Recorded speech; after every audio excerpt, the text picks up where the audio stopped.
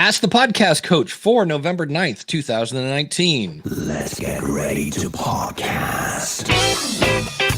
There it is. It's that fun-filled music that means, hey, it's Saturday. It's time for Ask the Podcast Coach, where you get your podcast questions answered live. I'm Dave Jackson from the School of Podcasting.com, and joining me right over, I always forget which way to point, over there, that guy better known as Jim Cullison from theaverageguy.tv. Jim, how's it going, buddy? Greetings, Dave. Happy Saturday morning to you. Coming in live from the Gallup Studios. We do this high school thing with our software development with some high school students. They have let me off for the next hour and a half so I can come over here and podcast with you today. So I appreciate the leadership there and the folks. We've got some adult volunteers who come in as well to kind of mentor the students that we have. And so they're learning VS Code and some other things today. So pretty proud of them. Last Saturday, I have to be here at work for the rest of 2019 anyway. So excited to be here.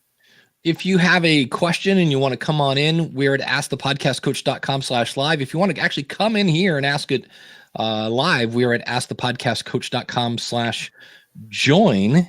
And Jim, I want to ask you a question. I was on earlier with Joe Pardo for the Indie podcast, I think is what he's calling that now. It used to be MapCon.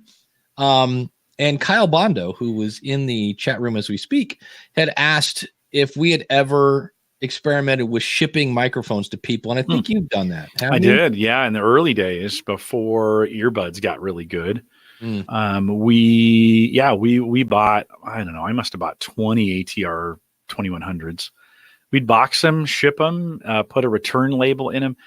To be honest, not terribly cost effective. Like, you're probably spending $25 shipping them back and forth. You got to have somebody to stay on top of them.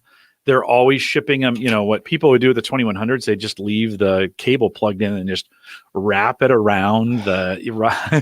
So bad. That kind of makes you jitter a little bit just thinking about it, right? And then I just started sweating, and so we would break. I think we broke 4 or 5 of them. They have a lifetime warranty, but they don't cover that part.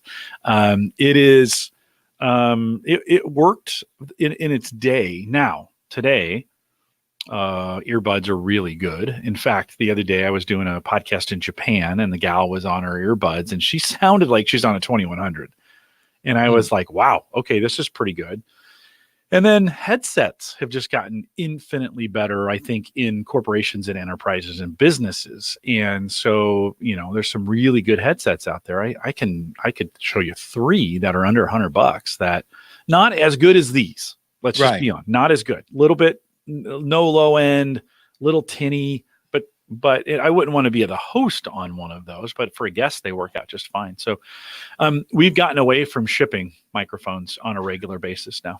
I could see where getting them back, not that people were trying to steal them, but just not a high priority. I could see where you'd totally have to. Yeah. No, you'd have to hound them. And the more important they were, okay, I'm using air quotes for that. Right. The harder it was to get them back. And months would go by and oh, yeah, I just don't have time to do a 3-second thing of throwing it in the box, sticking the label on it and dropping it on my porch for UPS. I can't, come on. So that got a little old. That part got a little old too, but it did work. It got us good sound quality. And so you're thinking about, we probably used a $75 mic. We probably reused 10 to 15 times in its life, in its lifespan, maybe 20 or 25 if you're lucky, kind of space shuttle numbers. And, so maybe that worked out. Yeah. Jason is in the chat room along with Jim Harold from Podlords. And Jason said, been really enjoying Podlords. You have to go listen to the Jared Easley interview on Podlords. I don't want to spoil it, but he shares some stuff about year 2 of Podcast Movement that you just go, what? On how much money they made or didn't at Podcast Movement on the second year was really, I listened to that. That's the one thing. I went to DC Podfest last week. That's why we didn't have a show. And so on the way back, I was consuming lots of podcasts. That was one that I heard. He had Jared Easley. I'm trying to think who else. I haven't got to the Paul Culligan one yet. We should probably also explain something else that happened in DC. I lost my beard for anyone watching the video. And how this happened was we will pretend that this microphone is my razor and it's kind of groggy, and you wake up and, you know, the whole like contents may have shifted during travel, and you wake up and you grab your razor and you go up the side of your face and you look up and you're like, wow, there's a lot of hair on that thing. And then you go, oh no. And I look around and it's set on the absolute shortest setting. So I have, and because I'd been traveling, I had like 3 days of extra beard going on. So it's really noticeable.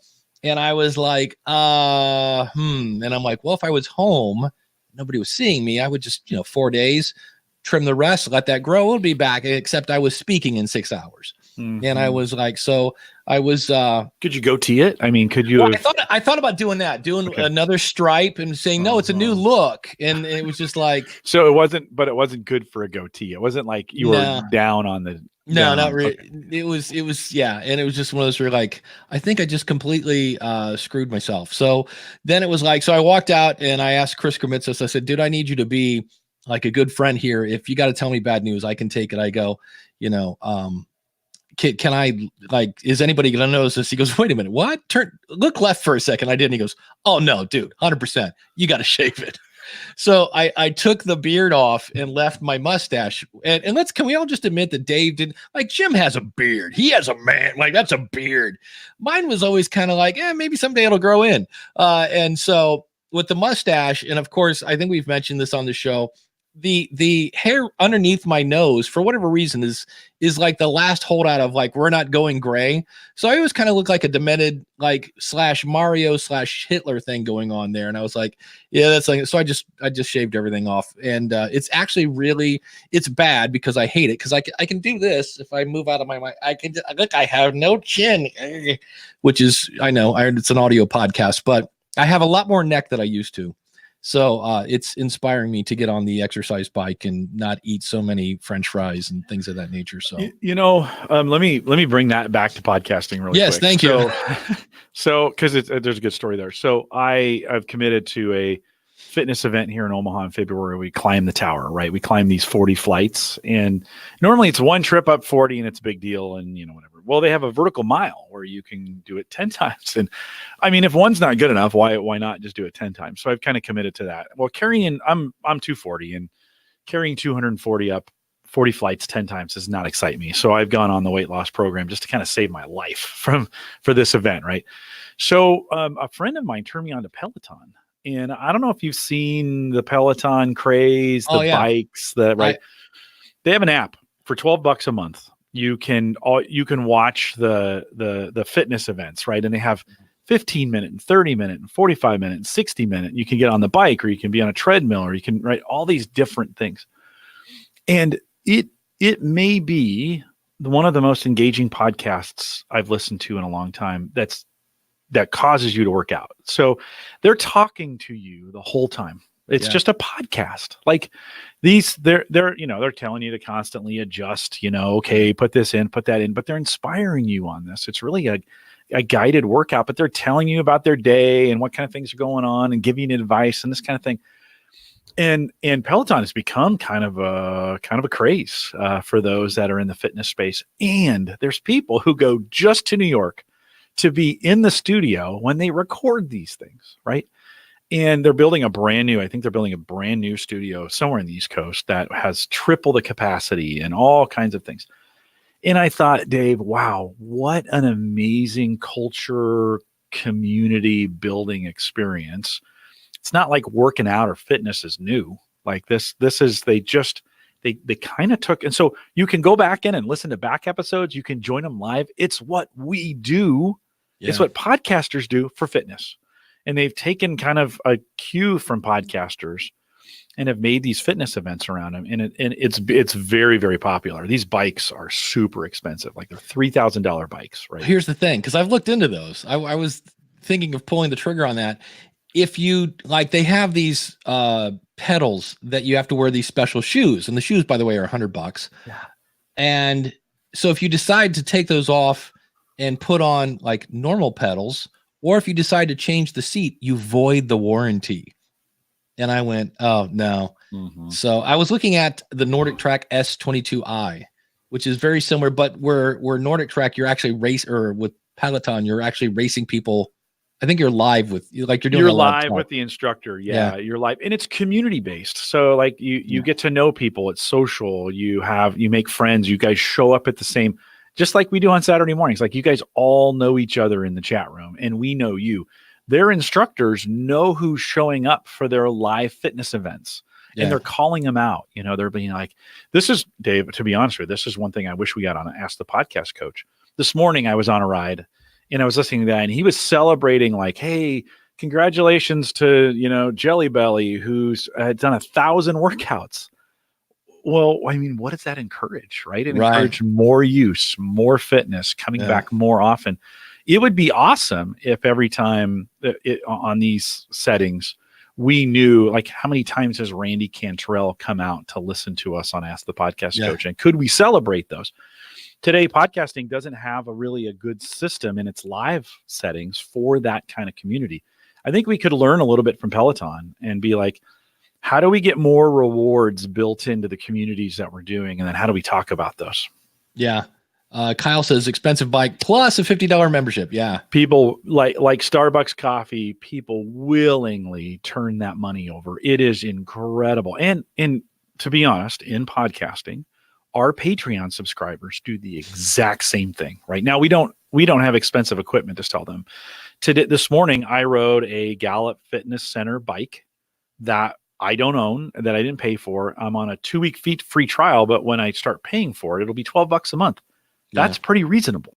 Like, you know, you kind of go, oh, okay, maybe I could join this community. And this morning I woke up at 6 to get down here to do this ride because I knew I was going to be hanging out with Dennis. Dennis is the guy who runs the show, right?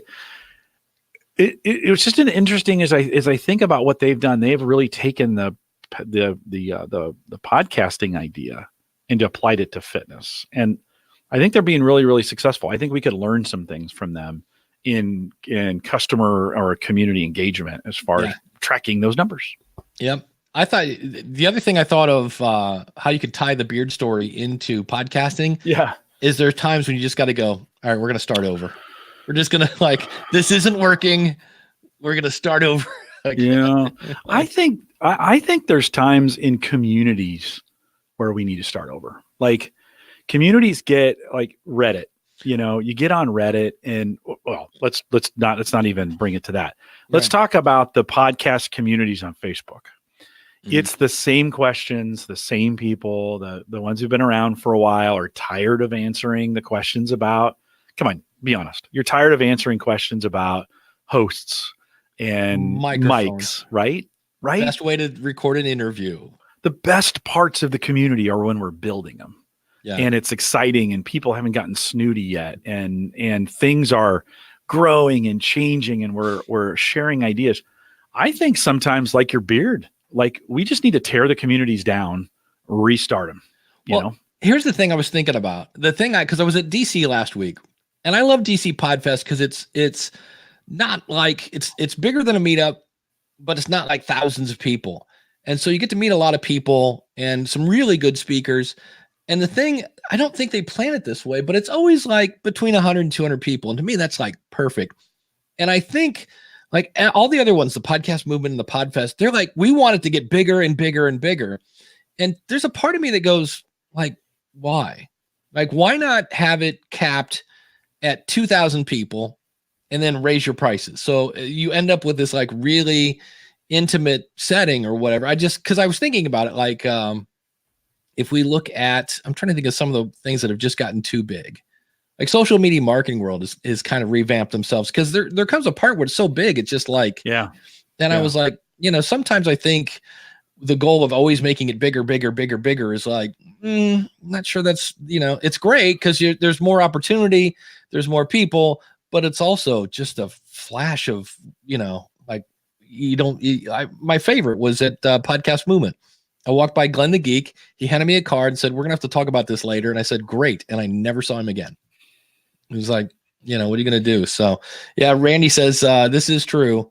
Money changes everything. It does. It does. Well, but I think time changes a lot of things too, right? And so, am I locked up for you, Dave? No. Oh, okay, good. I heard you go. I thought, maybe he locked up on his side. No, I saw this.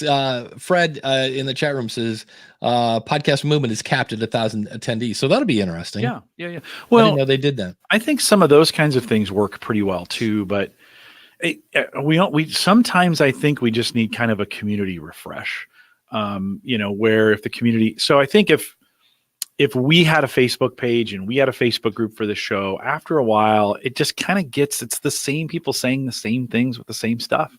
And I think you just need to shake that up every once in a while and do something different. Well, Jessica Kufferman was saying that. She said it twice on She Podcast. She said it once on She Podcast, then she said it once on the New Media Show. And she kept using me as an example. And I finally reached out to her. I heard that. Yeah, I said, can you please stop saying Dave Jackson speaks too much? Can you find another example? I go, can't you pick on Pat Flynn or Lewis Howes or somebody with a couple mil in the bank? She did pick on Pat a little bit. Yeah. But she had a good point. Her point is, hey, can't we get some new voices in there? And I'm like, so I get that. I'm like, hey, I thought you were my friend. But to be fair, like, and I heard her say this too, this is your business and you need to take every opportunity that you get to speak, on behalf. And so we this is a tough, like, getting this, we struggle with this all the time of when we think about diversity is you want the best person doing the thing in the time. You don't want to choose based on race or gender or whatever. You want the best person there, the most qualified.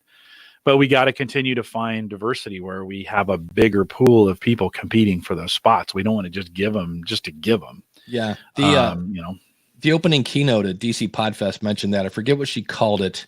She had a really cool verb for it. And then Ross says here, I love regional events like DC Podfest. Ross is in like somewhere in Europe. At some big event in a tent yesterday. I saw that. It was like, wow, that's cool. Doing a lot of live interviews I've seen. Yeah. Good stuff. But joining us, he says he's going to come in and vent. Is the one and only Bangs Naughty Bits. So hi, Dave, can you hear me? I can hear you fine. Okay. This is interesting because I'm actually talking on mic 2 on my mix pre and not on my primary mic. So interesting. Tokenizing, before I forget it, is when you have somebody speak just because, oh, well, you're a female, you're a person of color. Tokenizing was the verb. Yeah, but no, we hear you fine, Bangs. Well, that's unfortunate because this is the mic I would expect to be off. I've got my primary mic muted. It's just interesting. I'm looking into what devices and software. It's been one of those days with technology for me. So it's like, okay. So that's better. First of all, just to put it out there, the Reddit podcasting community loves how do I set up my first podcast questions? We eat it up. Oh yeah. I mean, I answer them all the time. It's just, there are times when you're like, okay, there's that question again. And but Reddit is a notorious place, like notorious just for getting crushed. So it is, I mean, I get that. I get there are communities, there's micro communities where maybe people are kind, but Reddit is notorious for just getting crushed. If you say so. Just for the record, I run the podcasting subreddit. So no crushing going on. Good. Yeah. Well, the only crushing there is getting quality up to good enough so you can start and not be embarrassed in 6 months. You ever have to remove anybody or delete them or mute them or those kinds of things? I've muted for a week because they would continue to harp on particular topics. I've closed 2 threads where politician side A versus politician side B just went into it. Only 2. 2 after 4 years. That's not bad. And I'm merciless against bots. Yeah. These grammar checking bots, they're dead. You're an active moderator, and unfortunately many of them aren't, and so they just turn into negative, pretty brutal places to be. I was just talking to somebody the other day about it, and they were like, "Oh yeah, don't go to that. Don't go in there. You will just get YouTube's hammered." I get a lot of people on YouTube and they will literally argue with themselves. Like I'll just put up a post and it's just, here's a comment. No, you're an idiot. No, you're an idiot. No, you're an idiot. The key is what Bangs is talking about, which is active moderation. Like if you want a group that's going to have to be kind, you're going to have to institute some discipline from time to time. And I moderate extraordinarily lightly. Yeah. Self-promotion goes instantly the moment it's seen. Right. Real fights beyond a single warning are very rare. Yeah. There is almost no moderation necessary. So I completely disagree with everything you just said, Jim. Oh, super. How many are in the group? We're 30,000 subscribers, 31,000 right now. Yeah. No, like I said, you can have isolated groups when they're moderated and done well. You can do it, but that is not, you're the exception, not the rule. And for the record, I think we answer that question a lot on this show. We are not anti-newbie show. It'd be kind of boring if every week we said, hey, how's it going? ATR 2100, Libsyn and SiteGround or Maple Grove Partners. It's like, so Jim here is saying, I think Mark Asquith makes a good point to be kind to the newbies. Yeah, because otherwise, they're going to be like, man, those podcasters are a bunch of idiots. But we were just pointing out that, we, as get off my lawn kind of people, we do at times kind of go, there is a search button in Facebook groups. And many times you could do that. But these are the people that need the hand holding. Yeah, we as Americans, we don't read manuals and we don't do searches. I accept that, and that's perfectly fine. So I've got a macro. What's your budget?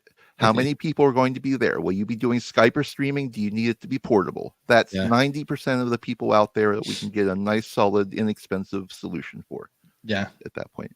Anyway, that's a separate issue. What was you said you had somewhat of a rant. What's I have 3 rants of increasing interest. Wow, okay. All right, rant number 1, just so everybody's aware of this. The CASE Act passed Congress a couple of weeks ago, and it's currently in the Senate. The CASE Act is essentially going to institute small claims court for copyright infringement on a national level, making it easier for people to go after other people for copyright infringement. Up to $20,000 or so. I'm sure the lawyers are happy about that. It's in process. It passed with 4 dissenting votes in the House, if I'm not mistaken. And that's going to directly apply to everybody who asks, I don't make money on my podcast. Can I play The Who as my opening theme song? And the question real soon is probably going to be absolutely not. Don't even think about it. As opposed to you shouldn't. Yeah. But that's directly podcaster related. It's going through the U.S. court system, and it's going to make it trivially easy to do small claims equivalent copyright claims. Interesting. So, I just played 10 seconds of Judas Priest on a podcast. I need to probably go take that down. That'll teach you if the wrong people are. That's it. Yeah. It. Interesting. What's rant number 2? Rant number 2 is I don't think you're commercially viable, Dave. I just don't think you are. I don't know what you mean by that, sir. YouTube released a new set of terms of service for content creators last week. Okay. And one of the options for removing content creators is they don't think you're commercially viable. Interesting. I sent you a tweet.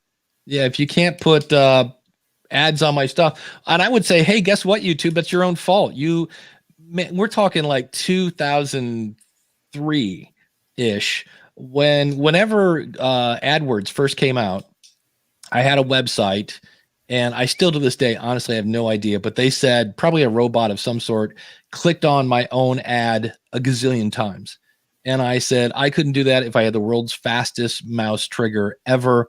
And I didn't do it. I said, I don't know what it is. Feel free to take your money. I don't want your money, but I would like to have, because back then Google AdWords, you could make $4 a quarter if you wanted to. They were like, and it was interesting because I actually got to correspond with Google and I'm like, no, can I please have that back? And they're like, nope, you've been banned for life. So they can't put ads on my stuff because they banned me 16 years ago. So that'll be fun. I don't think that's actually what they're after. I think that you're not commercially viable for them, that you're more trouble than you're worth. I think that's what it boils down to. Maybe more bandwidth than you're worth. possibly costing them and not PR related. You're not worth the trouble we're having to go through for you to be on our services. I can see that. It's a catch-all that can be applied to anyone. Coming up to the 2020 elections coming up, perhaps. Interesting. Just I'll have to go look at that. I tweeted at you and Ray last night mentioning that with a clip of the terms of service. So that's on Twitter, such as it is. I will have to check that out. That's interesting. It's going to, because I've always wondered how, I mean, I know they make a ton of cash, but when you always hear the stats of the 8 bazillion hours of content being uploaded every millisecond to YouTube, it's like, how are they making, I know there's a lot of ads, but it's just a tsunami of content being uploaded every second. YouTube was a loss leader that Google just gives them money from other projects and services to handle it. I don't think anymore. It used to be. I think they're actually making real money. I mean, the advertising, they've locked down the advertising and have done a lot to make it efficient. And they really go after in a good way, their best subscribers, and they coach them along and they do some stuff to make sure they're providing good content. They're surfacing that content better than ever. The ads on there are getting more and more relevant. I'm not saying I like them, but they are getting more and more relevant. So I think YouTube is, if it wasn't, Google or Alphabet now is notorious for killing things that aren't working. And I miss my Google Reader. I'm pretty sure if it wasn't working, at least to their quality, it's a juggernaut. I mean, it's going to be for the next 50 years. So it'll be interesting to see where it goes. Liquidy asks, what about the music when producing videos for your channel? If you're using the music in YouTube, that should be fine. But I know I haven't been flagged in a while, but I used to get flagged for this show because of, the whole music under that thing. And I have a macro set. It's like, here's the name of the CD, here's the ISBN number, I bought this, here's the receipt kind of thing. And they would then take it off. So it's going to be interesting to see, but it just sounds like they're making it really easy to kind of censor anybody they want, whenever they want, for whatever they want. So that will be when it's commercially viable for them, right? Yeah, as long as you're making money for them, you go right ahead and play that. Yeah. I think that's Bangs. That may be the best point, is that as long as you're commercially viable for them, those things are all going to be fine. As soon as you're not, they're going to have some questions. Yeah. Kyle says, so they can now deplatform you for a catch-22, like legal reasons, that does not come back to them being censors. Exactly. That's what Kyle's saying. It's like, it sounds like they're setting themselves up to censor without saying, well, we're not censoring you, or just. That's what lawyers are for, to write terms of services that let you do that. They're meant to be vague and be applied as you feel necessary. Yeah. Interesting. Yeah. Or to be interpreted in court, right? That's really why they're vague, is to be interpreted in court. Yeah. I still can't believe they haven't killed FeedBurner yet. I mean, they've killed Google Plus. They just killed, it was a local platform. It was only released in Nashville and Oakland. It was some sort of like local blogging platform that David Hooper was using. And then they went, never mind. So they do love to kill stuff over there. But anyway, what's your third thing? That's it. This is all interesting. Third thing. This applies to YouTube and Facebook this past week. There is a name. And if I were to tell you this name, you would have this episode removed from YouTube, and you wouldn't be allowed to post it on Facebook. Can't tell you this name. This name is publicly available on major news publications. Does it rhyme with Donald or Ronald Stump? No, but he talks about Mr. Stump quite a lot, but he does it while he blows a whistle. Okay. He's a whistling away. Eric, whatever his name is, right, is just whistling away somewhere, and it's snowing outside. Yes, I think I know. No, it's not nothing to do with the snow. Okay. No, Mr. Snowman is perfectly fine, but if you are a relatively well-respected podcaster and YouTuber of the news producing segment of the population, You are having your YouTube videos privated against your will. So it looks like you're doing it. You made it private. No, you didn't. They made it private for you. Facebook is removing it, saying that you are instituting violence against this news figure who's clearly listed on other news aggregating sites, news producing sites. They are going after content creators for this. So I'm dying to know, where do you get news like that? Because obviously you didn't hear it on Facebook or Twitter because they would have taken it down. Actually, I did hear it on YouTube just prior to coming to your fine show, because I'm always trying to be here at 10:30 a.m. Eastern time, because I just enjoy your podcast. Well, there's a gentleman used to work for Vice News going back years, has worked for Fusion and a few other major news web properties, named by Tim Pool. He's running a private site. He's making beaucoup money with his 4 to 6 news posts a day. He published his removal of this fine gentleman's name and content earlier today. Not saying the name, but he's exposing exactly how it's being dealt with him. It's like YouTube Beetlejuice. You know what I mean? If you say the name once, it's inverse Beetlejuice. If you say it once, he will disappear. Yes. So there's will disappear. There's a fine person who lives in Singapore, and she likes to be in one of the live chats for one of the other podcasts about podcasting, better podcasting. Mm-hmm. And I accidentally got her booted by the Great Firewall because I was making comments in the chat that went over her internet connection, and she got disconnected for a minute because I said things in the chat that disconnected them. Wow.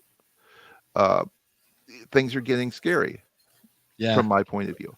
Yeah, for sure. Interesting. Well, thanks for sharing that. I appreciate it. And as far as I can see, this all applies to every podcast platform out there. YouTube and Facebook are just the opening salvos. Yeah, it'll be interesting to see. I'll let see you where it goes. All right. All right, well, Ben, thanks for jumping in, man. It's very interesting. Yeah, there's a lot of stuff going on. It's discouraging sometimes, when you just think like, oh my gosh, all this political stuff that's going on behind the scenes for sure. Well, you know what's not discouraging? Yeah, our awesome subscribers. That's right. And I should say, our teacher's pet, this is where you get, only one person can have this, and this is now open, by the way, but I wanted to leave this up. Anna T has her podcast is now up and running. So she came in for a couple months, got one-on-one consulting, and now has launched the Awakening Bell. It's actually about a Buddhist monastery and all kind of earthy, kind of save the planet without being just about saving the planet and Zen and holding your own, very Buddhist kind of stuff, which is really cool. So she's got her stuff up and going. I want to say thanks to our awesome $20 supporters. We already mentioned him. I forgot our fun-filled, awesome supporter music, which goes very well with Jim Harold from Podlords. You have to say it with an English, Podlords, yes. Greg over at DebtShepherd.com. Glenn the Geek. Say it, Glenn. Oh, that's not the. It's Glenn. Don't be boring. There he is. You can't hear that anyway. I'll play that later. Glenn the Geek at horseradionetwork.com. Josh Rivers over at podcastingexperiments.com. If you haven't been listening to his show, he's doing a whole series right now. It's actually being published on doing a local show. Max Trescott over at aviationnewstalk.com. Shane at spybrary.com. Carrie, who's in the chat room, Carrie Bond at keywestperspective.com/podcast. That's a podcast about island life and the people who love it. Carl White over in Life in the Carolinas podcast.com. With all these geographic shows, I'm surprised there's not one called California on Fire, because California is on fire, and it would be like a John Lee Dumas thing. I'm not even making any jokes about anybody being on fire. That's not appropriate. Kim Craggy over at Toastmasters101.net. It's so funny, Dave. My house is on fire and I was evicted. Jay Cleveland Payne over at morebettermedia.com. I need to check and see if his website is under construction still. And if you'd like to be an awesome supporter, go over to askthepodcastcoach.com/awesome. Look at that, right on cue. So whoa, nicely done. Nicely. Didn't even plan it that way. Nicely done. Some questions about my hand gestures, by the way, in chat. So I did this, like the OK symbol for 3. Fred has said, nice European. Europeans do it this way. This is the way they would say 3. Americans do it this way. You know that because it's in Inglourious Bastards, right? That's how the guy gets caught. They're in a German bar. He's speaking German. They asked about 3. He does this instead of doing this. And so there you go. There's your 3 global hand signals around the world. Tina asks a question. Your review on Simplecast is 4 years old. Has your opinion of them changed since then? Good point. I'm using them for more podcast money. To be honest with you, I don't know that I have an opinion right now. I do know that they have one stat that I just kind of want to go, okay, you're trying too hard. There's a stat that shows you the most popular time of the day when people listen. And I'm like, how does that work? Because I have people right now that it's 11 o'clock at night, probably, or 4 in the morning, or it's like, what? And I'm like, but to them, they're like, look, we have stats that nobody else does. Well, okay, it's a crap stat, but okay. So I need to go over and play. As far as I know, they meet the criteria I have. So that is, they charge for their service. They don't change my file name. They don't change the format. They are IAB certified, I believe. That's a new one.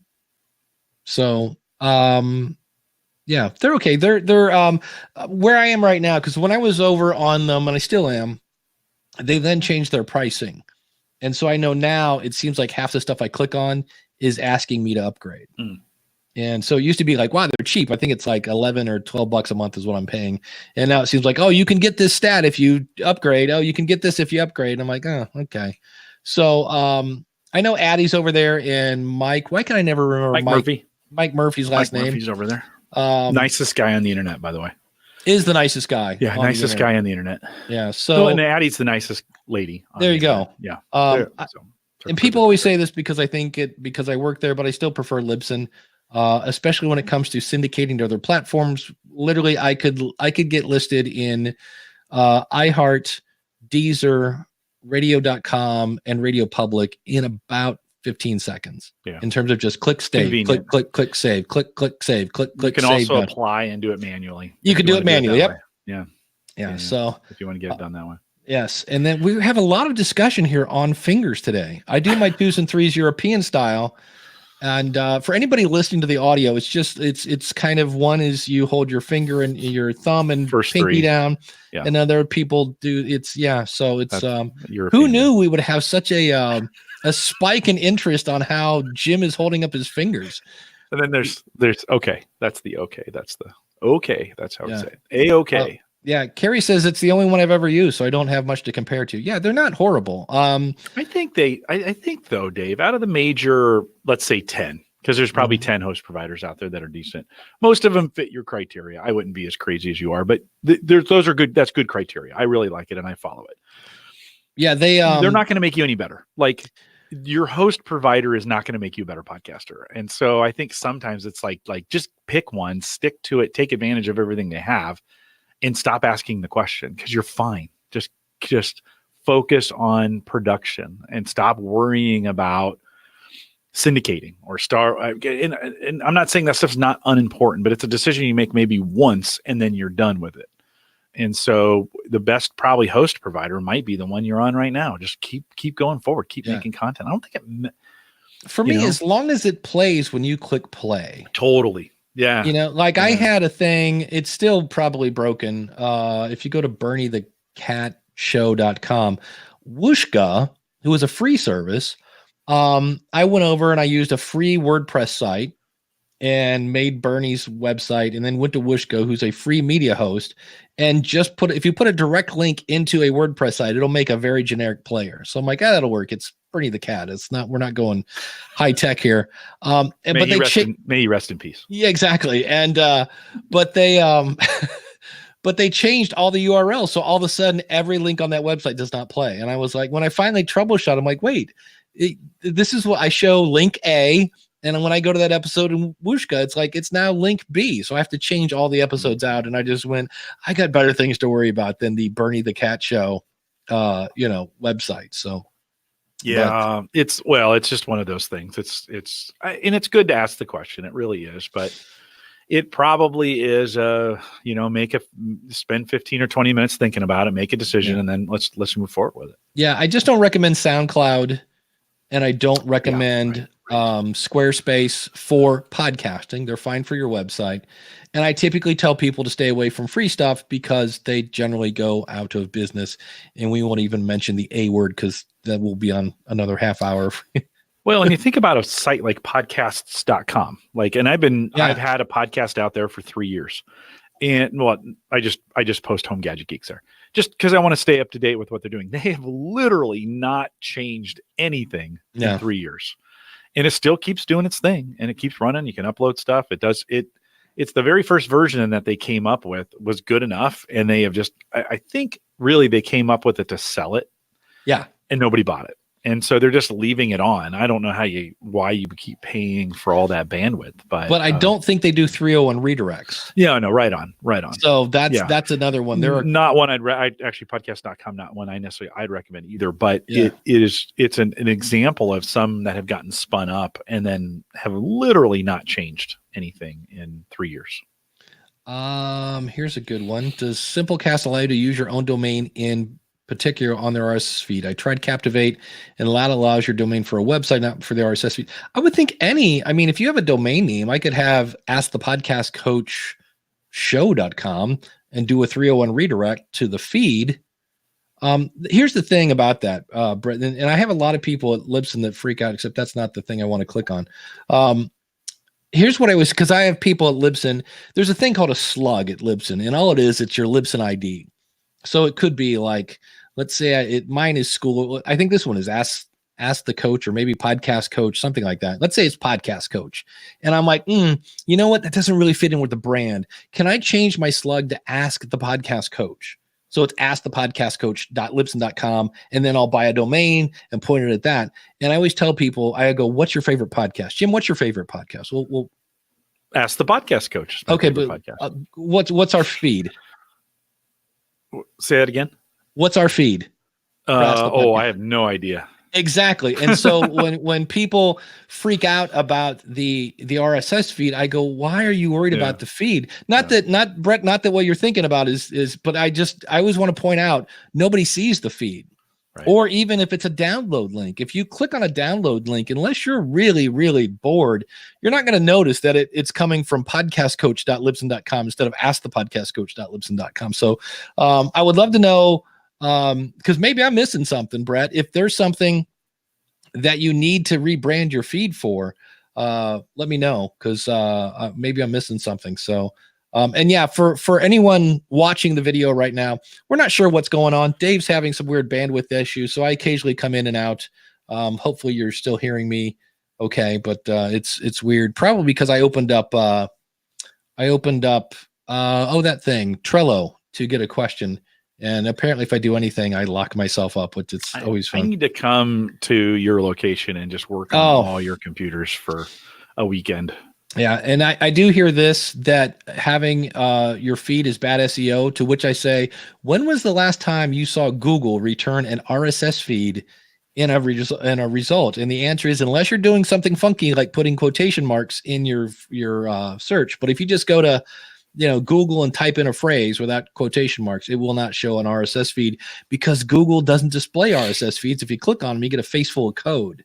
So that's another one that I'm just, and to me, if I'm thinking, if I rebrand my RSS feed, it's going to get me more downloads. What will get you more downloads is creating much better content. We were talking about this on the Podcasters Roundtable last night. And in some cases, and the thing that stinks is it's hard. And that is, of course, Glenn. Don't be boring. Yeah, you've got to make a better show in some cases. And that's hard, because you have to admit that maybe my show isn't as good as this other person's show, but don't do that, because that's comparing yourself. But maybe there is something I need to do to make better content. But to me, I'm not sure the feed thing is the thing that's going to, oh my gosh, I got 5,000 downloads out. Brett is saying, if Captivate goes out of business, then I'm stuffed. Well, I wouldn't do the domain name. I always control, wouldn't you say, Jim? Like, you should, whatever domain you have, you have to, like, whether it's GoDaddy or Cooler Websites or whoever you bought your domain through, just never let that bad boy lapse. I let Podfade, I used to own podfade.com, and it lapsed, and one Steven Genre went and bought it and will not sell it back to me. Shame on you, Steven Genre. So Arrival. Yeah, that's it. Arrival. Yeah. I've started locking mine in for a couple years now on Hover. Just, pay 3 years at a time to make sure I don't drop them. Yeah. But I did reboot this morning, so I'm not sure what's going on. Probably something with my bandwidth. It's just a thing. It's just a thing. Sorry, I'll move around to make up for Dave, not do the robot. Yeah. So here we go. My podcast doesn't have its own Instagram profile, but I'm thinking of finally starting one for it after 100 episodes. Better late than never, right? Should I create a Facebook page for it while I'm at it? Is it necessary to have both? The design for my teasers from when I first started has changed a few times from what it is now. Should I have my graphic designer recreate the old ones to match my new designs? Would love any advice and feedback on how to slowly add that content from Marina. I saw this in a Facebook group. Jim, what do you think? Well, Instagram and Facebook and any of those kind of depends on your community. And, if I were to say, like, some of my best engagement comes on Twitter. I have a huge community. Huge is the wrong word. I have a community on Twitter that's very, very active. And so most people today, like if you ask the kids, although my daughter, who's one of the kids who doesn't necessarily use Twitter, is coming back to Twitter, which is super funny. But okay, aside from that, if you ask the kids, they'd be like, nah, Twitter's dead. No, not for my community. And Facebook might be a great place to go. It may not. Instagram might be awesome. It may not. Instagram, you got to build your community. You got to work it. You got to post pictures. You got to be interesting. Guess what? On Facebook, you got to be interesting and post stuff and be there, and right. You got to be willing to be boring. Yeah, you got to be willing to put the time in. Not only don't be boring, but you got to be willing to put the time in and be patient and kind of work these things. We started a Discord group, and it was crickets for a while, and even somebody commented on that. They're like, "This kind of crickets." It's like, yeah, it takes a little while, to get things going. Ross has a great point in the chat room. He says, start Instagram and Facebook page now, and don't worry about podcast. And that's me. I don't know that anybody's going to scroll back through your old tweets to go. Oh, some of them will. Well, if it's a reporter looking to find something to pin you to the wall with, maybe. So be careful. It's not all nothing, but Ross makes a really, really good point.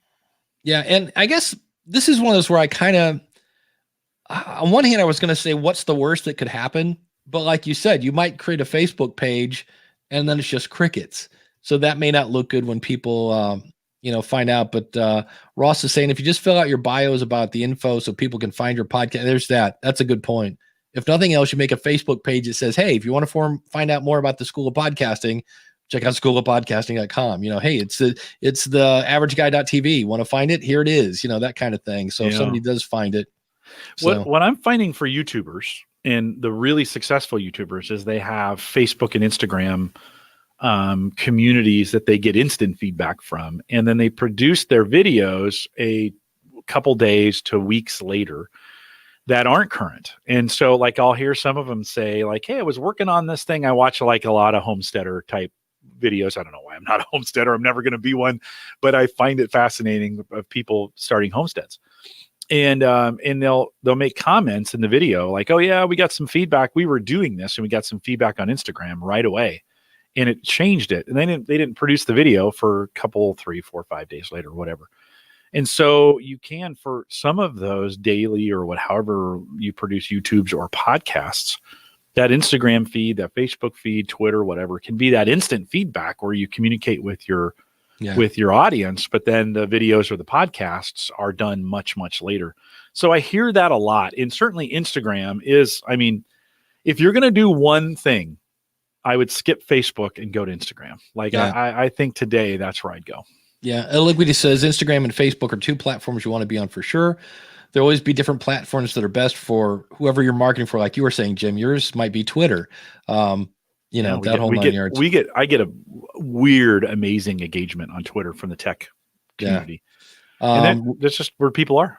Yeah. Ross is saying if you create multiple podcasts or podcasts of other types of content, then it gets too crazy when you have like, oh, I've got 5 Instagram accounts. That could be a little crazy. I suck on Instagram. I just have not. Yeah, listen, me both. I've been able to get and embrace everything that's come out. Like, even Clamor. Like, are you on TikTok?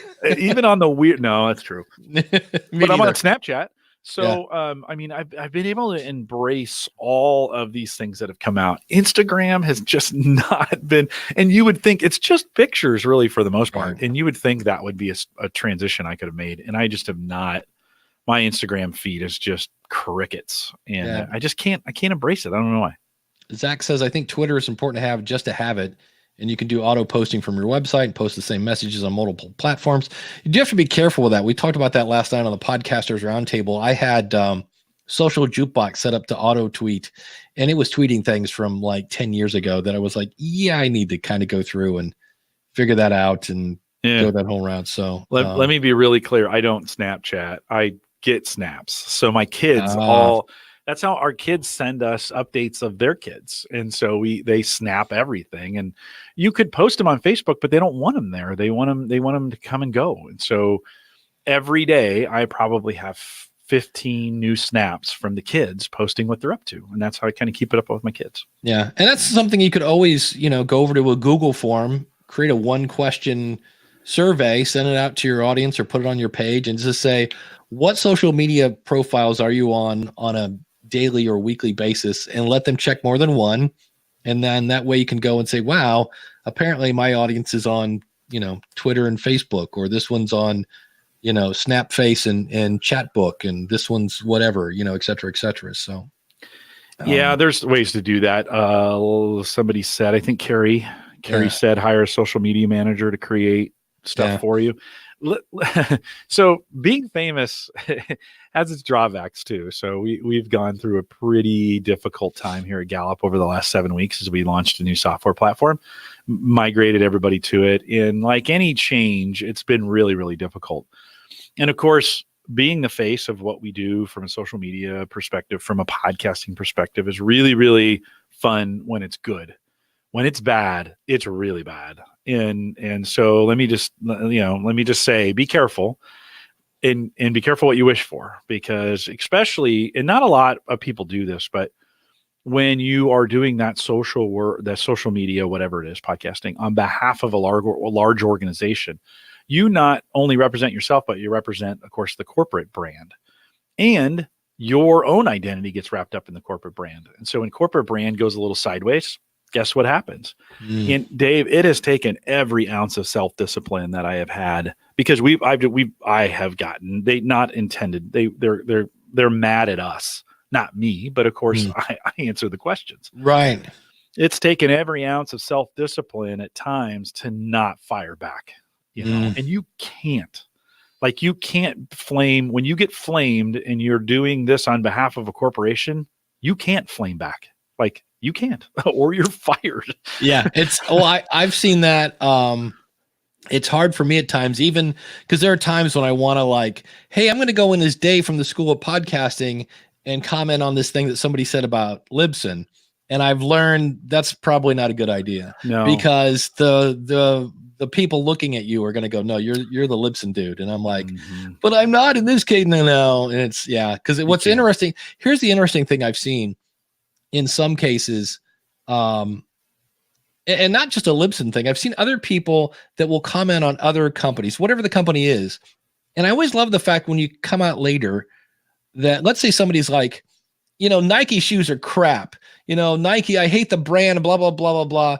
And you're like, wow, did you get a new pair of shoes? And they go, no, I've never owned a pair. And you're like, wait a minute. So you're commenting on something you've never, I see that a lot where people will go off on something like, no, I've never done that. And I'm like, then how can you complain about it? It's kind of weird, but it's especially when you're as big as Gallup. I mean, that's a big target. You guys are all over the place. You're global, and Yeah, and the point isn't to feel sorry for me, but the point is when you are your own brand, and depending on how big your reach is, you're gonna start pulling in some difficult situations that you have to handle, and it just takes a lot of self-discipline to be able to manage and handle those flamers or trolls. We don't really have that kind of problem. Just people disgruntled, and sometimes a little passive aggressiveness, and some of those kinds of things that go along with it. Passive aggressive. So fun to see. Are you joking? And you're like, did you really just write that on Facebook as a professional? Yeah. Yeah. The chat room is fighting with themselves right now. Oh, sweet. The question is, do we hire somebody to do our own social media? And some people are like, no, a business should own that. I work for a credit bureau, Gary says, and the idea of someone tweeting on behalf of the brand would keep me up at night. That's where you would have to really trust the person. Yeah. And it would almost have to be, again, this is where you almost need to hire somebody as part of your company, because if it's just some ad agency and you're like, oh, that's it, you're fired. Well, they still have an ad agency. But if it's, hey, you lost your job, they might think a little bit of, I don't know. That's an interesting concept to see, which I would just have to trust. That's why I don't hire an editor. I am too much of a control freak. So yeah. And then Carrie says you have to hire somebody who knows your vertical. Yep. It can't just be a social media person. It has to be a social media person that kind of understands your stuff. That's interesting. Yeah. Well, and has some passion around it. It's not a transactional. I don't think those things are transactional. I don't think it's like you sit down, it's like writing code. I don't think you sit down and just write it out. I think you have to kind of understand the brand and what you're trying to do with it and be sensitive to it. You could fire off a tweet that you think is funny about a competitor, and it's actually not. And, or half the audience is going to take it negative and the other half is going to think it's funny. And is that okay? Are you willing to live with that? I too would have a hard time tweeting or posting things on my behalf. I really think the more authentic, even I would prefer less volume and more authentic than someone just making things up for me and posting them. That's my choice. If you want to be prolific on Twitter and you don't have time and you can hire a social media manager and it works for you, man, do it. If that works, awesome. Yeah, it'd be nice. It sounds like utopia, but it's like you said, they have to understand the brand. They have to understand what's going on. But thanks to everybody for tuning in, man, that went quick. You can find me over at the schoolofpodcasting.com. Of course, you can find Jim over at theaverageguy.tv. Jim, what's going on over there? Yeah, we're getting ready for Black Friday on Home Gadget Geeks. So we talked a little bit about because Black Friday started in April. So I was at Best Buy last night. You can almost not get through the place. And what gets me, big screen TVs are apparently, they're just everywhere, and they're the size of my apartment. They're like big screen TVs. It's crazy. And they're like $100. So so we're starting to think about all your tech gadgets for the holidays. And so I haven't posted it yet, but we'll post it here this weekend, theaverageguy.tv. Nice. And we are here every Saturday. AskThePodcastCoach.com/live. Want to say thank you so much to the chat room. We do have some post show coming up, and Jim is going to talk about how he found a guest for his show. And on the School of Podcasting this week, I'm going to be talking about DC Podfest. Found some cool stuff over there, and some things I didn't know, especially when it comes to Google. I didn't know what they were even called. Google Actions are what Amazon Skills are. And there's some really interesting things on that I was like, it's kind of a mess, basically, on the Google side on how they do that. But we are here. Are you here next week, Jim? Yep. Yeah, we're back to the studios at home. So okay, cool. So I'll be here. I'm not going anywhere till I think April, and that's going to be Podcast Movement. Did I say April? You did. Yeah. How about February? So, but speaking of sticking around, stick around. We got some post show coming right up after this short musical interlude.